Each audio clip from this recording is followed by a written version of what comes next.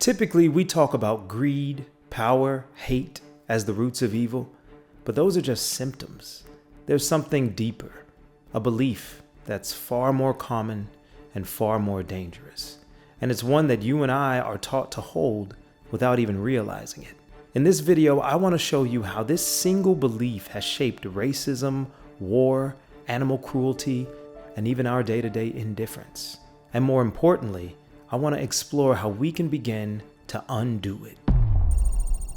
It's been said that the love of money is the root of all evil, but that's not true. You see, someone who's in love with money will cheat, steal, kill, do whatever it takes to keep it and to get more of it. But the one thing that they won't intentionally do is destroy themselves. Everything that's separate from them, though, well, that's fair game. The root of all evil is the idea of separateness. You are separate from me. You're an other. And therefore, I can ignore your feelings. I can exploit you. I can hate you. I can kill you. When we look back at history, us versus them has been the reason for all human-caused mass death events. And during the transatlantic slave trade, the idea that Black people were less than human, were somehow separate from everyone else, justified their exploitation, their subjugation, and their deaths. Even today, billions of sentient animals are tortured and killed because the majority of humanity see them as something separate and therefore unworthy of moral consideration. Now, about this time, the objection might come to your mind, well, aren't we actually separate from one another? From animals, from plants and rocks? And this is where I'll admit it's complicated.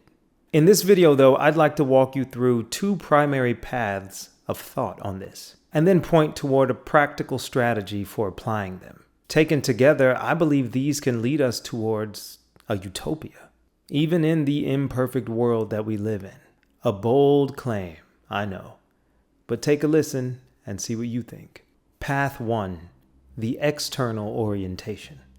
This is the most apparent and surface level viewpoint of the world. You perceive yourself as a conscious entity observing things that are outside the barrier of your skin. This is you. And like non-human animals, you think that this you and its survival is really the only thing that matters. From this viewpoint, self-preservation becomes top priority. And when self-preservation dominates, then so does a sort of moral tunnel vision. A person at the far end of this mindset becomes very selfish.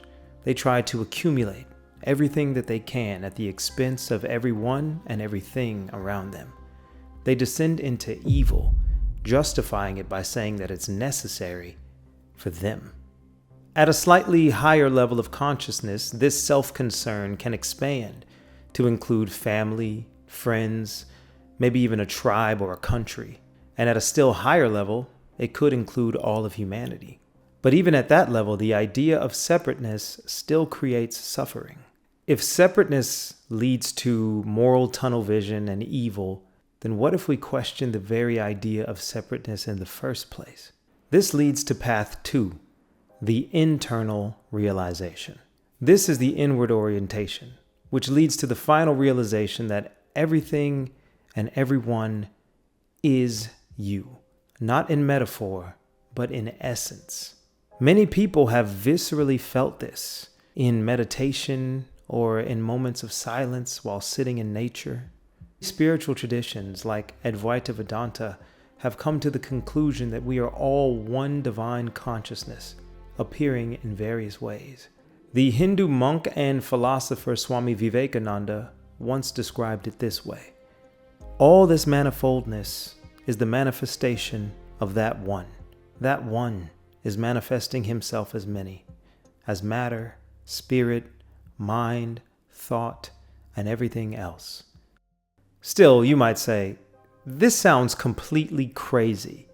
In your view, you might see the world as created or evolved, with everything quite obviously, distinctly separate. But even if you think about things at the most basic scientific level, you'll see this as well. We're all made from the same handful of substances, differentiated in billions of different ways, but ultimately the same stuff. The interconnectedness of life is undeniable. I mean, the mathematical precision of ecological relationships, the way that life depends on life, it all points to unity. Again, Swami Vivekananda gives us something to think about. He says, wherever there has been expansion in love or progress and well-being, it has been through the perception, realization, and the practicalization of the eternal truth, the oneness of all beings. This path challenges us not only to widen our empathy, but to dissolve the illusion that there's any boundary at all. A third thought, navigating a broken world. So what do? How do we bring this ideal of oneness into contact with an imperfect world? You might say that the world isn't set up for us to live like everything is one. I mean, to eat, you have to at least kill a plant. To make shelter, you have to tear up the earth and displace or even kill animals. And to protect your family, you might have to defend yourself from someone who doesn't see you as one with them. And you're absolutely right to notice this. I'm not saying that living in perfect oneness is always possible, but I am saying that living in oneness is the furthest thing away from evil. It's the ideal, the North Star that we can aim for. And this is where the golden rule comes in. Jesus said, "Do unto others as you would have them do unto you." And in another place, love your neighbor as yourself. Jesus emphasizes to love your neighbor, the other, as yourself, as you, hinting at the idea that we are interconnected. And this is how we begin to practicalize the idea of oneness, by asking yourself, what would I want if I were the other? Because in a very real sense, you are. And the more we adopt this mindset, the more that we begin to live oneness in our day-to-day lives. So here I need to talk about a spectrum of consciousness. So if we can't fully live as if everything really is one, then how do we decide what deserves more moral weight? One helpful approach that I like is to think of things in terms of a spectrum of consciousness. Now, this isn't a strict ranking system, but it's more of a framework for gauging awareness, emotional depth, and our own ability to empathize. I think there's a felt sense within us, a kind of intuitive gauge. And the closer we identify with a being, the worse it feels to see them harmed. And I think you can see this concept of a spectrum of consciousness played out in your day-to-day life. For instance, seeing a puppy cry out in pain hits differently than plucking a flower. They're both life, but there's an intuitive difference there. And that gut level difference that you feel is a clue to where that being falls on your internal moral compass. But of course, this intuitive empathy isn't enough on its own, because it's somewhat shaped by your culture, by your upbringing, by your religion.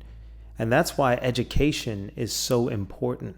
It's important to educate yourself about the impact of your actions in the world, and then to try to reduce harm as much as you can. And this is how we live the ideal of oneness, guided by empathy and awareness, and strengthened by education. It's not an all or nothing thing, but it's about intention and actual effort. And stated in its simplest way, do your best to follow the golden rule. Do unto others as you would have them do unto you. It's loving your neighbor as yourself. It's seeing your neighbor as you. And what if we all did that? Yes, I believe that we could turn this world into the closest thing to a utopia as we can manage. If we could all of a sudden start seeing each other, seeing animals, seeing the environment as extensions of our very selves, the world would change tremendously. Well, I hope that this all made some sense and that it got you thinking in a meaningful way. If this resonated with you at all, please like the video and subscribe to my channel. It really helps. And drop a comment letting me know how you try to practicalize this idea of oneness in your everyday life. Or if you think everything I just said is complete bullshit. I'd love to read your thoughts. Thank you so much for letting me share with you today. Expand, evolve, and elevate. I'll see you in the next one.